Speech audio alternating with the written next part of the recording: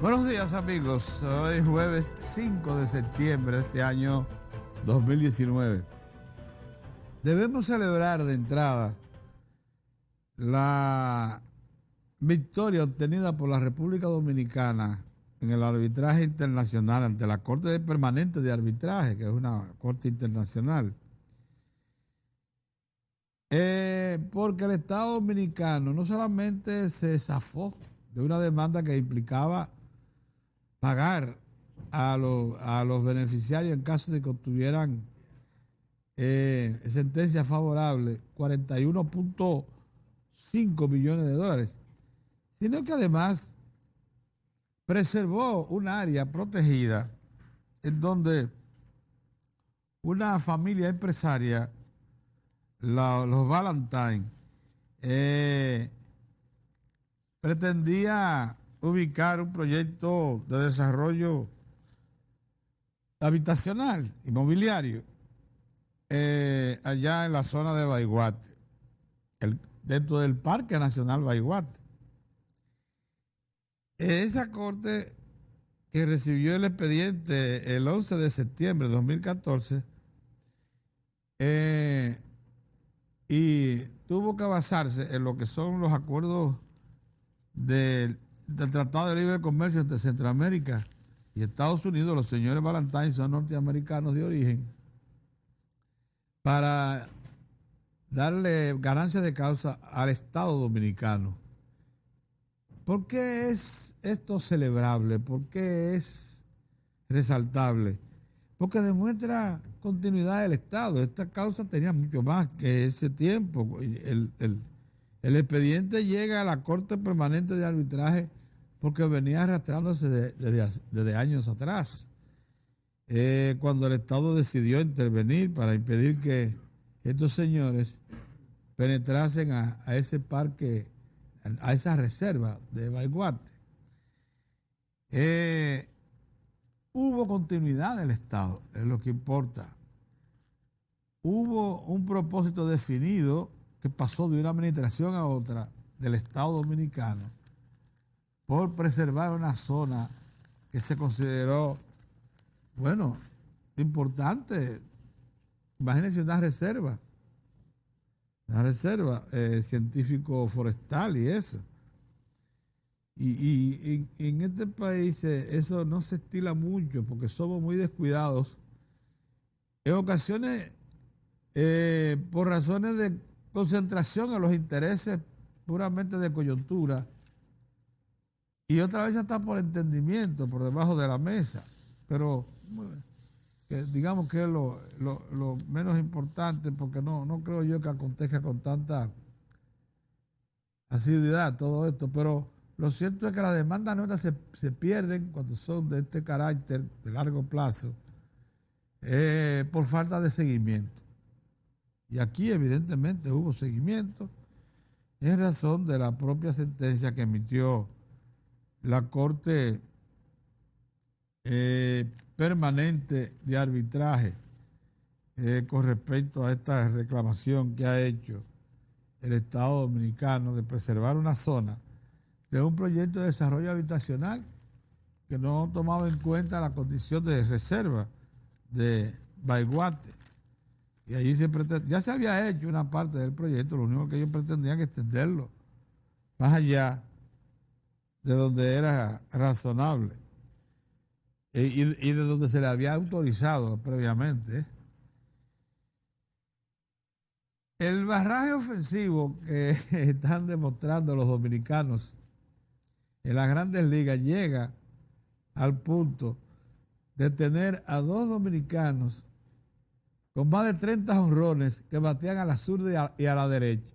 O sea, que la sacan a la zurda y la sacan a la derecha. Se trata de Ketel Marte, que juega con las Diamantinas de Arizona, que anoche logró su jonrón 30, y de Carlos Santana, que juega con Cleveland, que ya tiene 31 o 32 jonrones. O sea, uno en cada liga ambidestro con más de 30 jonrones. Esto no lo habíamos conseguido nunca en el béisbol de Grandes Ligas, nunca. Eso siguen marcando historia los dominicanos. Y nosotros Celebramos esto porque el béisbol, si bien es es un atractivo, es un deleite de los pueblos, es un pasatiempo importante para todos los que lo tienen como deporte preferido, en este caso los Estados Unidos, República Dominicana también, Cuba, México, una buena parte de América Latina, pero es también una empresa, un negocio grande, en el caso del béisbol, de la Major League Baseball. Entonces, cuando nosotros tenemos ahí una presencia tan numerosa como la que tenemos también, por tanto, una participación económica en ese negocio. Y eso se refleja en la economía dominicana. O sea que por 2 vías nos sentimos sumamente satisfechos al saber que la representación dominicana es la segunda en potencia, después de la norteamericana, en las ligas mayores, en la Major League Baseball. Y por tanto es la segunda en producir recursos, que la mayor parte de esos dineros, por cierto, vienen a parar a inversiones en República Dominicana. Los peloteros dominicanos que se asimilan mucho a la sociedad norteamericana, ellos dividen sus bienes, sus inversiones entre la República Dominicana y Estados Unidos, porque hay que reconocerlo que también en Estados Unidos hacen muchas inversiones, además de otros países. Sammy Sosa es un inversionista internacional. Se le conoce que tiene inversiones en Europa y en el Oriente. Pero el resto de los dominicanos, la mayoría, tienen sus inversiones aquí y también en Estados Unidos. Estamos hablando de peloteros que las estrellas, una buena parte de ellos han demandado durante su carrera más de $100 millones. Entonces estamos hablando de poca cosa. Hay algunos que no lo han administrado bien. Sabemos de los lamentables casos de 2 o 3 peloteros, estrellas, que están ya inscritos en toda lo que es la historia del béisbol de la República Dominicana y hasta del norteamericano, de los Estados Unidos, que han hecho tan malas inversiones que están casi como comenzaron. Pero la mayor parte de ellos, sin embargo, ha sido bien orientado y tiene a muy buen resguardo la fortuna que hicieron. Porque fue fortuna, imagínense ustedes, millones de dólares. Eso es una fortuna aquí y en cualquier parte del mundo. En los Estados Unidos, pongamos por caso, y en cualquier otra parte del mundo. Y como les digo, son muchos los dominicanos que han hecho fortuna en el béisbol de Grandes Ligas. Por menos que nos toque, como es el caso, por ejemplo, de las inversiones de Alex Rodríguez, que si bien es de padres dominicanos, nació en Estados Unidos, y de verdad que a Alex no se le siente presente aquí en la República. Pero Alex es un hombre que estuvo cerca de los $200 millones en beneficio, y todavía a su nombre le sacan dinero. Alex, por ejemplo, ha preferido identificarse en su ambiente de negocio por los Estados Unidos y otras naciones, no sé dónde más. Pero evidentemente no hay presencia visible de Alex Rodríguez y su dinero aquí en República Dominicana. El resto, sin embargo, sí. Hasta Pujols, que buena parte de su desempeño profesional, su vida también casi siempre la ha ejecutado en el ambiente norteamericano, ese de padre y madre dominicana también. Pero estamos hablando de un hombre de $200 millones. Se sabe que tiene algunas inversiones en República Dominicana. Y paro de contar porque los demás todos tienen inversiones. De lo único que no se sabe que tenga inversiones aquí, que yo sepa, es Alex Rodríguez. Y debe tenerla aquí quién sabe, por ahí, para que no se haya vulgarizado eso. De todas formas, lo que celebramos es la presencia masiva, importante, la segunda mayor de los dominicanos en esa corporación grande de empresas que se llama Major League Baseball, donde hay muchísimo dinero en juego. Y ahí están representados los intereses entonces de la República Dominicana, por vía de sus nacionales que son peloteros de grandes ligas o que pertenecen al sistema. Porque acuérdense que se gana dinero no solamente militando en uno de los equipos, de los 30 equipos que conforman la Liga Nacional y la Liga Americana, también en sus divisiones menores. Ahí también se gana dinero, en dólares. Y todo eso es un negocio multinacional, es verdad, muchísimas otras nacionalidades están involucradas, que toca a la República Dominicana. Y eso creo que debemos celebrarlo todos. Bueno, ayer se inició porque a todo hay que darle importancia. Nosotros somos una sociedad muy diversa ya. El Dominicanas Got Talent. En la República Dominicana, unas sesiones dominicanas de un evento creado por un señor que se llama Simon Crowell, que fue el que creó el formato del Got Talent, desarrollado fundamentalmente en los Estados Unidos y en otras partes del mundo, pero aquí se está desarrollando lo que se llama una versión local de varias presentaciones, para luego entonces extraer lo mejor y presentarla en la mundial del Got Talent Y resultó ser un espectáculo el de anoche que resaltó nuestro talento, el criollo, el que se practica, el barrial, y satisfizo a mucha gente saber que, porque los pueblos no pueden ocultar su autenticidad, y deben reflejarlo. Lo único que deben ser cuidadosos y extraer siempre de esa autenticidad lo mejor, lo que mejor presenta a la sociedad, para no caer también en la vulgaridad y eso. Pero me pareció que estuvo bien concentrada la atención sobre esa primera presentación. Vamos a proseguir. Están filmadas ya y creo que lo que falta es conocerlo nada más. Buenos días, don Mozart. Nada, nos aproximamos ya a la fecha clave en que el dandinismo va a escoger su candidato para enfrentarlo a Leonel Fernández el día 6 de octubre. Se dice que ya este domingo se tendrá el candidato del grupo de los 8 que deberá ser escogido. Hay 2 que se han retirado, pero digamos que originalmente 8. Y eso deberá concentrar todo el danilismo alrededor suyo para enfrentarlo a Leonel. Eso le va a una idea de la importancia que le asigna el danilismo a Leonel Fernández, un hombre 3 veces presidente de la República, presidente del PLD y un político al que se le toma muy en cuenta. Miren, yo quisiera hoy resaltar una cosa, don Mozart.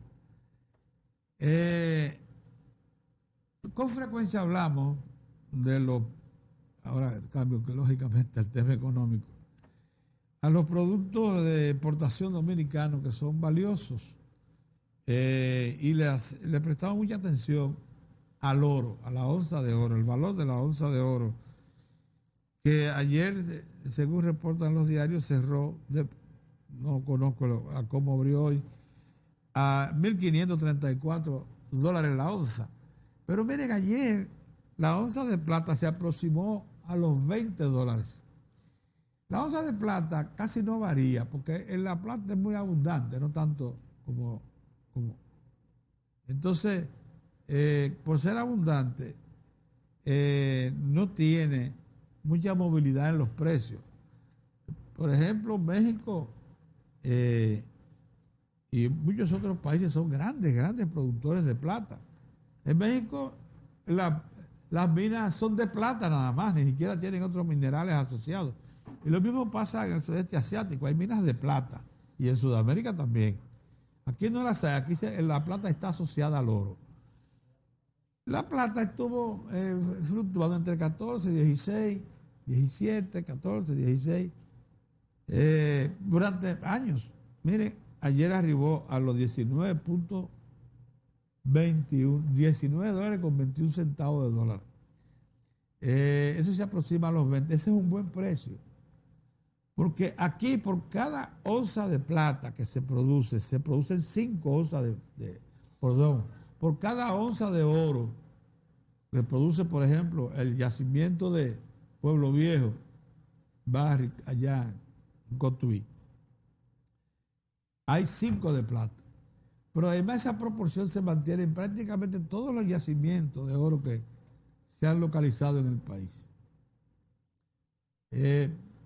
Por características geológicas muy especiales. Aquí, cuando usted encuentra una veta de oro, la plata que se le asocia lo multiplica por 5, por 3.5 hasta 5.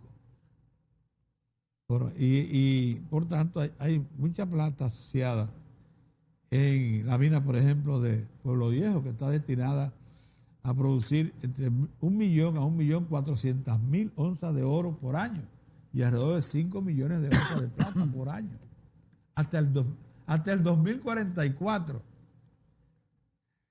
Eso solamente en Pueblo Viejo. Imagínense usted cuando se pongan bajo explotación otras minas, otros yacimientos de oro y plata que han sido localizados. Así que celebremos que la plata también esté obteniendo precios bastante atractivos ya en el mercado internacional. El cobre, que es el tercer metal que nosotros debemos prestarle mucha atención porque somos productores ya y estamos presentes en los mercados mundiales del cobre.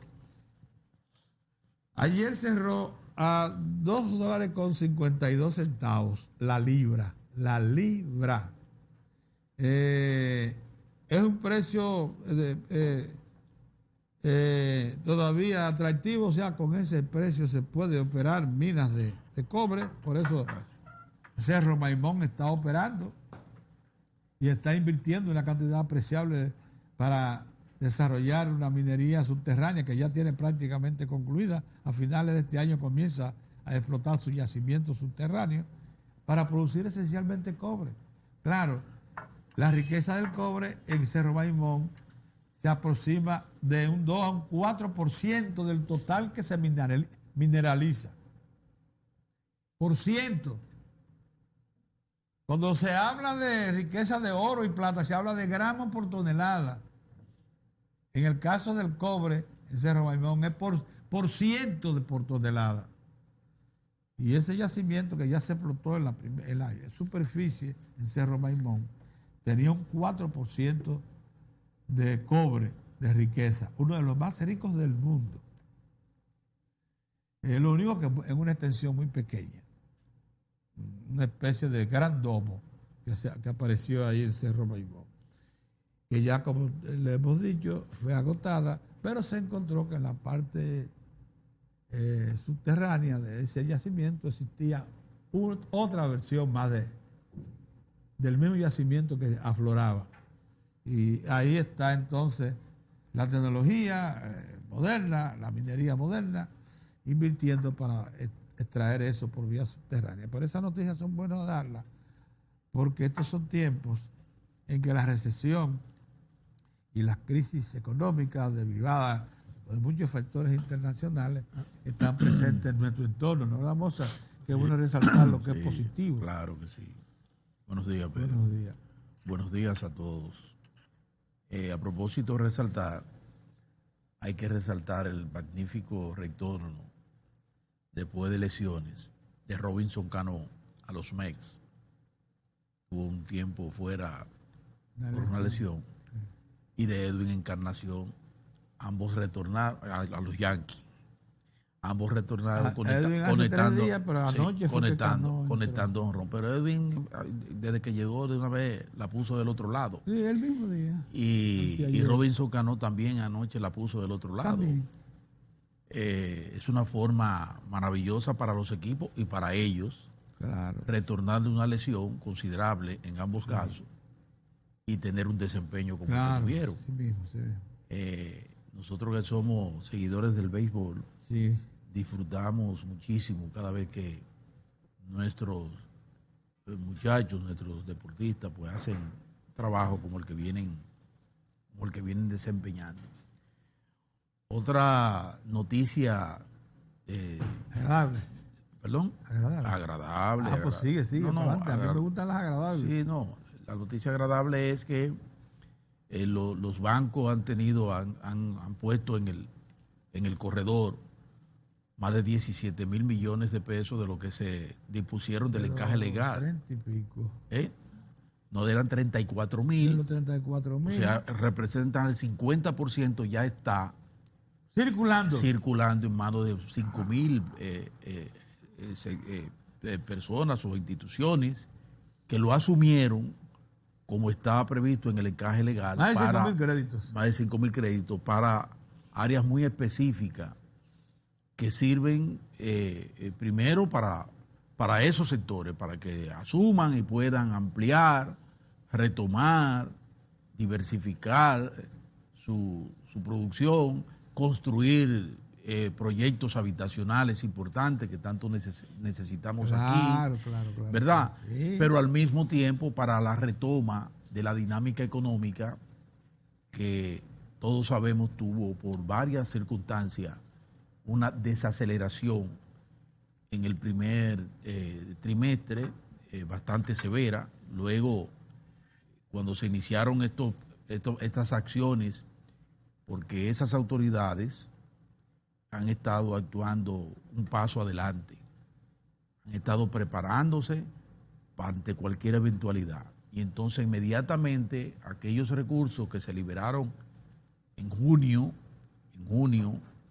que fue la segunda, la más reciente de las partidas que se liberó del encaje legal, hasta la fecha, ya hay entonces en el corredor de la economía dominicana, insisto, más de 17 mil millones de pesos, que constituyen una buena capacidad, una buena respuesta de los agentes económicos y de la banca que han puesto eso en el corredor. Y eso es importante con el propósito de retomar, insisto, en la dinámica de la economía. Una economía que terminó el año pasado con un 7%, sumamente vigoroso, ejemplar, una cosa realmente impresionante. Mucho más si en un entorno crítico. En un entorno crítico, y que a pesar de todos los contratiempos que tienen economías altamente dependientes y abiertas como la nuestra, a pesar de un entorno un tanto hostil, internacional, nos hemos mantenido lo que ha sido el comportamiento en los últimos 10, 11 años de una economía por encima de un 5%. Y vamos a terminar este año de acuerdo a esos pronósticos y a situaciones como esta, a respuesta de las autoridades como esta del encaje, con niveles de crecimiento que van a estar entre 5 y 5,5% a final de año, que es una economía robusta, destacada no solo localmente, sino destacada por organismos internacionales. Y ayer vi una reseña que me enviaba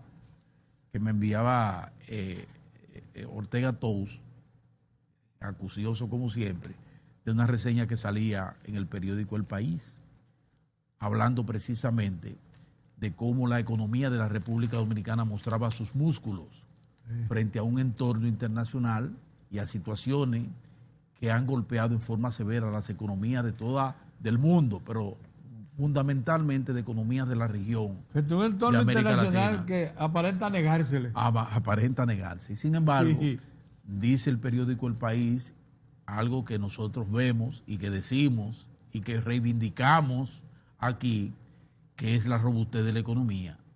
y la eficiencia en el desempeño de la administración, del gobierno y de las autoridades monetarias y financieras en torno a la economía privado. Y el sector privado. Ese sector privado confiado, como está, un sector privado confiado y motivado. Confiado y motivado para continuar con las inversiones y con la creación de empleos que a su vez traen consigo creación de riqueza, ampliación de sus negocios, de sus capitales, todo en el marco de un país que no tiene otro camino que no sea el de ir consolidando su proceso de desarrollo.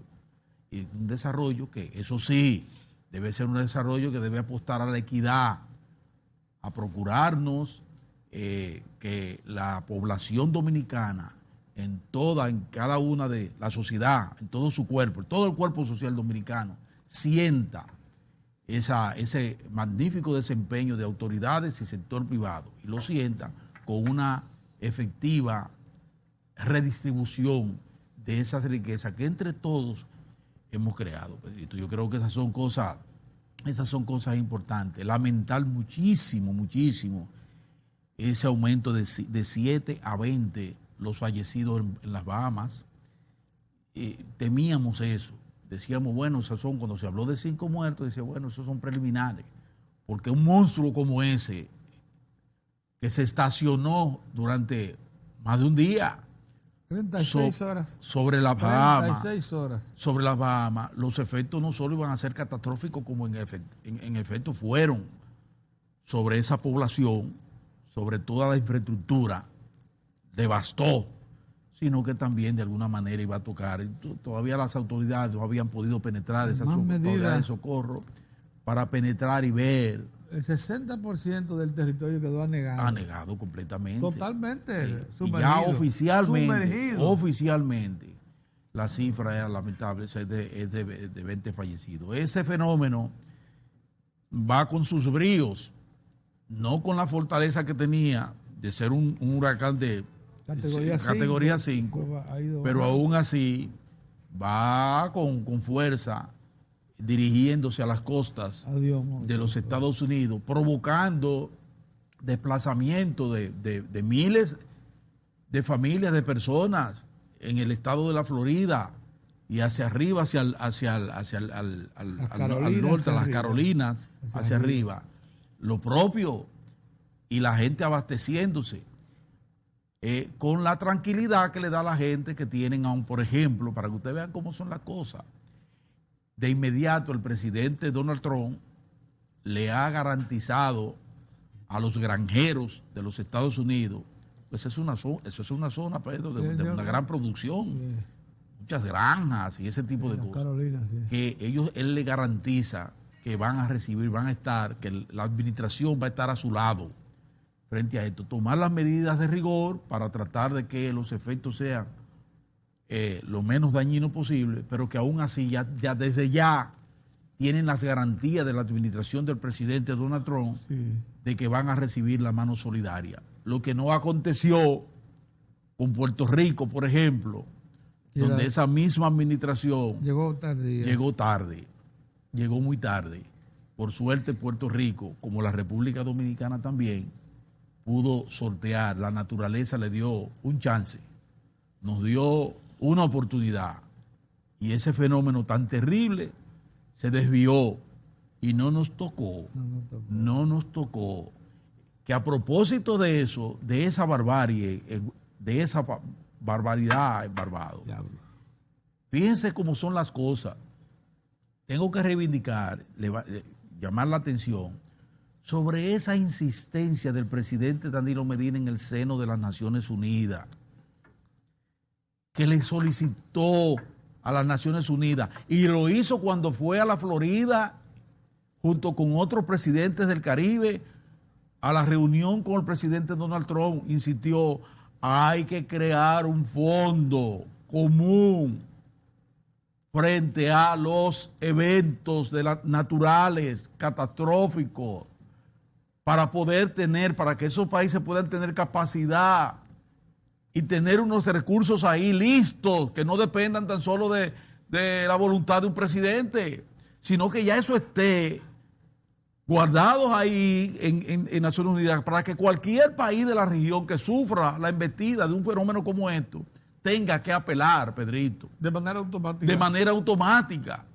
Eso lo pidió el presidente de la República Dominicana. Ha sido insistente en las dos ocasiones que ha estado, en el seno de la Asamblea de las Naciones Unidas, como en el seno del Consejo de ¿cómo que le llama? Consejo de Seguridad. Y estando con el presidente Donald Trump también ahí en el Caribe. Mire, ha estado insistiendo en que necesitamos crear un fondo, porque es que estamos permanentemente expuestos. Somos vulnerables porque estamos en el mismo trayecto, no solo del sol, como decía el magnífico y maravilloso y querido y apreciado poeta Pedro Mir, sino estamos en el trayecto de esos terribles huracanes. Entonces, en ese sentido, vale la pena reivindicar. Y ojalá se insista y que los presidentes de toda esta área, de toda esta región, incluyendo los gobernadores gobernador de la, ¿cómo se llama? De los territorios de Estados Unidos. De los estados. De los estados. Sí, que son jefes. Que son jefes son jefes. Que se incorporen a esta iniciativa del presidente de la República Dominicana en el sentido de reclamar, de hacer las ponderaciones del lugar para que se cree ese fondo especial para enfrentar situaciones. Pero como dijiste, mira, esos 17 mil millones que ya han ido a parar, más de 5 mil créditos. 5 mil, sí. Representan un incremento de un 11%. Del crédito privado. Sí. Un incremento del 11%. Por cierto, ese dinero que fue a parar al sector privado. Te estoy diciendo, el sector privado solamente. Mira otra cosa, Pedrito. De las noticias buenas. Uno dirá, bueno, pero Mozart, ¿y eso es buena noticia? Sí, buena noticia. Los diagnósticos, óigame bien, nada más importante que un diagnóstico cuando hay una dolencia, Pedro. Claro. Y eso se da todo, se da en el ser humano, se da en un asunto interno, familiar, pero sobre todo se da en el país a nivel macro que nos envuelve a todos. Y cuando a usted le dicen que un proceso tan interesante, tan importante y que nos cuesta, que un sacrificio, pero un sacrificio valiosísimo, como es el proceso para la reforma del sistema de educación en el país, tiene dolencias que se hacen visibles, que son preocupantes y que necesitan de alguna manera variar políticas o incrementar políticas o fortalecer políticas. Entonces eso es importante porque te están con toda la sobriedad y la robustez de análisis que hacen gente que sabe de eso. Por ejemplo, Educa, que cumplió años en estos días, unas felicidades para los empresarios de la educación que están ahí aposentados en Educa, hizo su diagnóstico sobre el desempeño que ha tenido todo este proceso del 4%, de las inversiones puntuales que se han hecho en el país, de los procesos que hay para la capacitación de docentes, el elemento de los contenidos y las evaluaciones de los estudiantes en los diferentes niveles. Nos ha dicho, tenemos debilidades muy graves. Seguimos con debilidades graves. Hay que recordar que acciones que se han llevado a cabo en el sistema educativo tienen que esperar respuesta un poquito más a largo plazo. O sea, usted implementa políticas en un sector como la educación, invierte en la educación que comienza con esas instancias. Yo le decía a ustedes, la educación comienza ahí, no solo de la familia, no, en las instancias infantiles. Ahí comienza el asunto. Y usted prosigue con la primaria, la media, secundaria, hasta llegar a superior, y todo eso amerita de esperar los resultados. Hay evaluaciones que se hacen anualmente y hay organismos internacionales que van un poquito más allá, como es el asunto PISA que se hace una evaluación general y se ve entonces el desempeño en sus entrañas de los sistemas, de cómo andan los sistemas. Y entonces nosotros tenemos falencias, carencias, tenemos debilidades.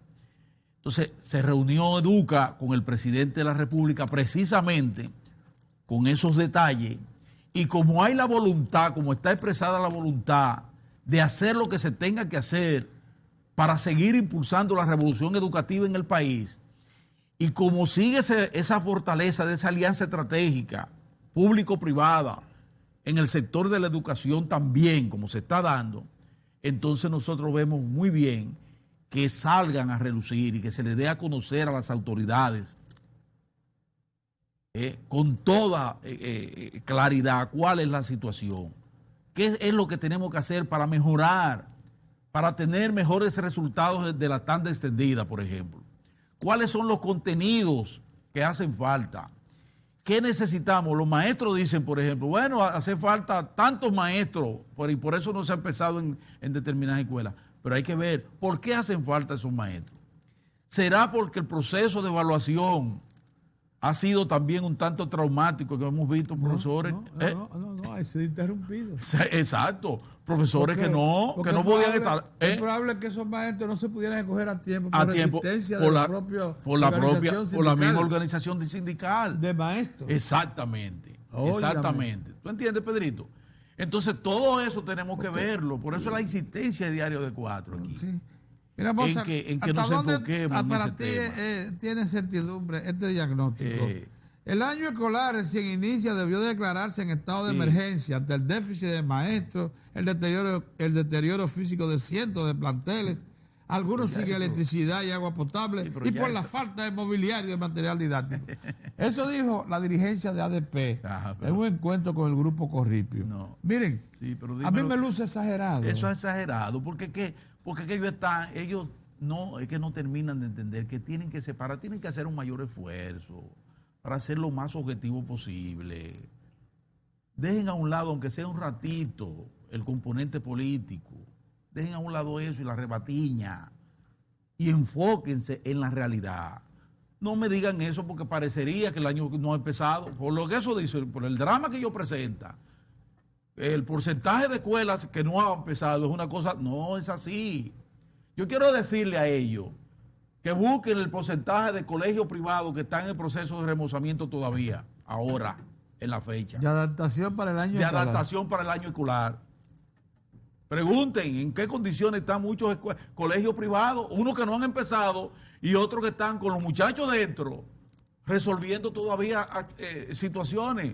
Porque recuerden ustedes, es un problema complejo que los envuelve a ustedes mismos, que en ocasiones han sido obstáculos. Acuérdense que ustedes pararon las escuelas la primera semana, pero yo no quiero pelear con los maestros, porque esa no es la actitud nuestra. Nosotros, al contrario, lo que queremos es que la Asociación Dominicana de Profesores, que volvió y se sentó en la mesa del diálogo con educación, haga eso, y que se cuide de que hay gente que anima ese tipo de confrontación. Estamos en un año preelectoral. Que buscan, ese año preelectoral para hacer daño, para tomarlo como punta de lanza, para acciones que no tienen que ver con los intereses de ustedes mismos, los maestros, y mucho menos con el interés de los muchachos y muchachas de las escuelas.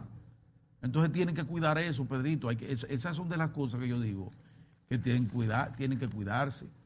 Así como también el afán de preservar liderazgo no tiene que basarse en acciones extremas que manipulen la realidad. Porque muchos de esos liderazgos se sostienen exacerbando ánimos. Sí, para posicionarse. Para posicionarse. Y para poder seguir manejando franquicia. Pero no quiero pelear con no quiero pelear. Quiero pelear. Todo lo contrario, lo que quiero es llevar al ánimo del ADP la armonía, la autocrítica, la humildad de nuestros profesores, de reconocer que tienen debilidades y que necesitan abrirse un poquito más. Probablemente necesitemos más profesores, pero vamos a ver qué ha pasado con esos profesores que no dan la talla. No es que los saquemos, sino es que vamos a ponerlos en condiciones de que puedan hacer también su trabajo que le den paso a los que están agotados, los que están agotados. A otros. Le den paso a otros. Porque con las condiciones dignas en que se desempeña un maestro ahora, hemos visto con mucha alegría cómo se ha incrementado la capacidad. la carrera del magisterio, la pedagogía. Sí, claro. Antes eso estaba abandonado, las aulas, nadie quería ser profesor. Se sentían mal cuando decían, puede ser un profesor. Ah, profesor. Pues yo no. Ahora no. Ahora sí vale la pena ir a tocar las puertas de las universidades. Revisen cómo anda el magisterio ahí, o sea, esa carrera. ¿Por qué? Porque mejoraron las condiciones, han mejorado sustancialmente las condiciones del maestro en la República Dominicana. Y usted ve alguna queja de profesores que no quieren flojar, es porque han mejorado, pero no quieren salir de ahí. ¿Entiende? O sea, esa es la realidad. En el plano político, se agotó el proceso ya de 3 días de encuesta, en el caso particular del Partido de la Liberación Dominicana, de las encuestas que promovieron lo que sigue en la corriente del presidente Danilo Medina, para escoger a un precandidato de ellos que iría no solo contra Leonel, porque no es solo a disputarle a Leonel. En esta primera etapa sí. No, también hay otro, porque yo te he dicho que Melanio Paredes es precandidato, Pedro, y no pertenece a ninguna de las corrientes. Melanio, sí. Melanio. ¿Y el Crespo? Y Crespo, hasta el momento tampoco, él va por la libre. Pero pues hay que considerarlo. Hay que considerarlo. Sí, para que ellos no se vayan a sentir mal. Sí, es verdad. O sea, ellos son parte. Tienes razón. El que salga del grupo del danilismo, como le llaman, va a enfrentar al expresidente Leonel Fernández, que se mantiene firme ahí en la búsqueda de la candidatura, y a los demás, a Melanio y a Crespo, que también andan detrás de colocarse. Bueno, vamos a esperar a ver qué pasa con eso. Mientras tanto, les decía que las firmas encuestadoras que hasta se dieron a conocer ya cuáles fueron. La Greenberg, la Gallup, entre otras. Pues son muy buenas firmas. Sí. Bueno, esas firmas ya concluyeron. Ahora lo que hay que esperar es que ese levantamiento que hicieron, la tabulación, el estudio, entonces den a conocer eso. Y el fin de semana se diga cuál es el agraciado. ¿Verdad? Sí. Y entonces a partir de ahí vienen una serie, unos procesos ahí interesantes para preparar esas compuertas y colocar ahí lo que van a ir a esa gran cita del 6 de octubre. Del 6 de octubre, a ver quién va a ser el candidato que va a representar a ese formidable partido, que es el Partido de la Liberación Dominicana, el partido más triunfador, Pedro, un partido con unas condiciones y encabeza formidable, encabezando las preferencias electorales del país, ha concentrado la atención de la población. Todo esto, esas consultas internas, ha concentrado a la población. Hay el domingo, esto es muy bueno a propósito, el domingo la Junta Central Electoral está convocando a una consulta nacional, un simulacro nacional, sí, y está invitando a los ciudadanos a que se presenten donde ustedes van a votar, a su centro de votación, que se presenten y pasen por ese proceso. Es un buen ejercicio, ese es un buen ejercicio, porque como vamos con la tecnología y las cosas, pues es bueno que eso se vea. Pero en el marco de eso, en medio de todo esto, lo propio está en el Partido Revolucionario Moderno, hay todo un proceso ahí abierto de disputa entre Hipólito Mejía, Luis Abinader, y me parece que hay un par de candidatos más. Sí, hay más. Pero esos son los que mantienen la atención de la población, que me excusen los otros, pero, ¿verdad? Como ellos son los que mantienen centrado bueno, ellos esos son. Pero ahí hay una situación, hay un componente importante en todo esto, y es que vamos a ver qué va a pasar de aquí al 6 de octubre, porque veo que se retoma también en el marco de todo este proceso, se insiste en una reforma, en la reforma de la Constitución de la República para unificar las elecciones. Y ayer vimos unas declaraciones del presidente del Partido Revolucionario Moderno, el senador por Puerto Plata, el joven Paliza, donde decía que ciertamente su partido, el PRM, estaba considerando para ver si ellos se abocaban a respaldar el movimiento que hay en el sentido de modificar la Constitución de la República para unificar las elecciones, que es algo que han pedido también los empresarios, por el asunto de los costos, por el asunto de tener 3 y quizás 4 procesos en tiempos muy cortos, de un proceso que desde ya ha lastimado de alguna manera la economía, porque mantiene niveles de incertidumbre, hay que decirlo. Por eso yo ponderaba también esos 17 mil millones de pesos que salieron de los bancos por el encaje y están colocados. Es una buena señal en el sector privado, pero aún así hay cautela, porque los procesos electorales de por sí, los años preelectorales, los años electorales, provocan este tipo de incertidumbre, de espera, y los recursos no se mueven con la misma fluidez. Vamos a esperar entonces qué van a decidir los partidos ahora en una condición, algo que los unifica a todos, es precisamente el tema electoral, porque no se trata tan solo de que si va a cambiar el artículo del presidente Danilo Medina, que no se trata tan solo de eso, sino que se trata de otro componente, pero que es fundamental, el que ha llamado la atención del sector empresarial, de los sectores productivos, es el de la unificación, de las elecciones. Nosotros vamos a tener hoy, Pedro, con nosotros a un gran amigo, pero que además llega en un momento oportuno. Él nos había estado relegando a nosotros. Él había estado con otros programas, ¿verdad? Pero al final cae aquí. Entonces nosotros hemos estado con él. Viene ahorita Héctor Guzmán, que ha sido el que más ha llamado la atención sobre el cuidado de la complejidad del proceso. Nadie como Héctor Guzmán ha estado llamándole la atención al país. Y eso al margen de que esté en el PRD, no. Como hombre que sabe de eso y que ha pasado por todo esto, por los últimos procesos electorales de la República Dominicana, ha estado llamando la atención de que se trata de unas elecciones muy complejas por lo que conlleva.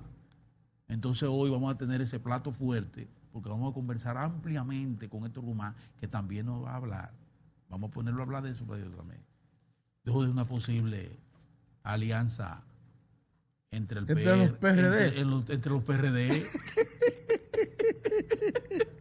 Ay, Guido Gómez. Vamos a ir a la pausa, pero ¿qué te parece? Sí, cómo no. Ok, volvemos. Sí.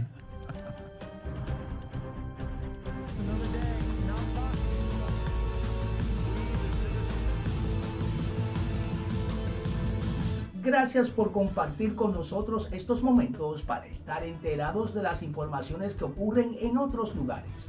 Así que pasamos de inmediato a las noticias internacionales. Duras condenas en los primeros veredictos del caso de Moscú. El tribunal de la capital Rusia asienta en el banquillo a los manifestantes que exigían el registro de los candidatos de la oposición para las elecciones de la Duma de Moscú. Una protesta que culminó con violentos enfrentamientos con la policía. Los manifestantes Iván Pokopaev y Daniel Beglets fueron condenados a 2 y 3 años de prisión. Ambos admitieron su culpabilidad y aceptaron un procedimiento especial para las audiencias, donde no se detallan los hechos. Pokopaev, como se indica en la sentencia, roció gas pimienta en dirección a los agentes del orden, cuando estos intentaban empujar a los manifestantes en la calle utilizando barreras metálicas. Daniel Beglets dijo que fue procesado por tirar de la mano a un policía. El fiscal en la corte llamó a esto un crimen contra la política pública. Por su parte, Vladislav Sinitsa fue condenado a 5 años de cárcel por un tuit donde criticaba las acciones de las autoridades y explicó que los agentes no deberían burlarse de los activistas, ya que sus perfiles en las redes sociales serían utilizados para secuestrar a sus hijos. Sinitsa, acusado de incitar el odio, aseguró que solo señalaba el peligro que desencadena la violencia policial. La libra esterlina vuelve a caer ante el oscuro horizonte entre lo malo y lo peor. Unas elecciones impredecibles y en extremis o de un Brexit sin acuerdo en el Reino Unido. La moneda británica se ha cotizado por debajo de $1,20 por primera vez en casi 3 años. Frente al euro bajaba un 0,17%. La libra ha perdido el 20% de su valor desde que los británicos votaron por el Brexit en 2016.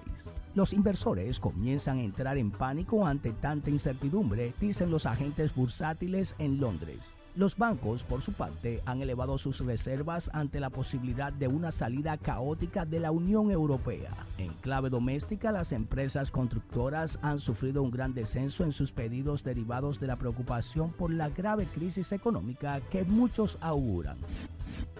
Los operarios trabajan en destajo en la provincia austriaca de Tiloria para paliar las consecuencias de un deslizamiento de tierra. 12 personas tuvieron que ser evacuadas como consecuencia de los daños que sufrieron sus hogares. Los residentes esperan que las autoridades tomen medidas para proteger mejor el enclave, ya que es el tercer suceso similar en los últimos 10 años.